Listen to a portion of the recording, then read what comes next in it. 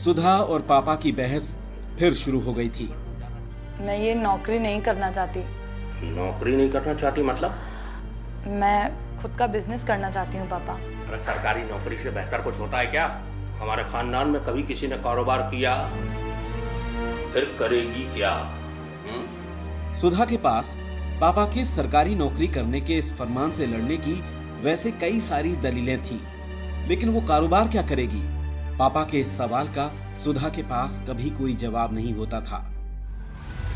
लेकिन कहते हैं ना, चाह को ही राह मिलती है, तो सुषमा दीदी सुधा के लिए राह बनकर ही आईं।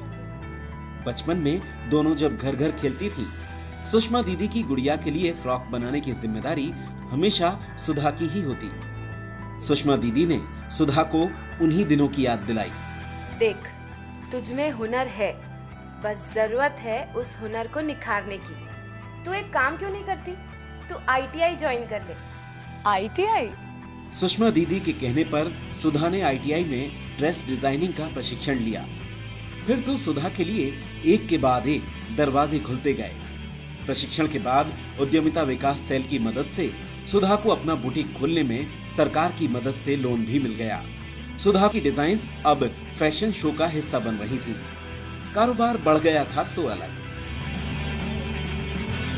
पापा अब बहुत खुश हैं, क्योंकि अब उनकी बेटी नौकरी की कतारों में नहीं लगी, बल्कि अब वो अपने कारोबार से रोजगार की लंबी कतारों को छोटा कर रही है।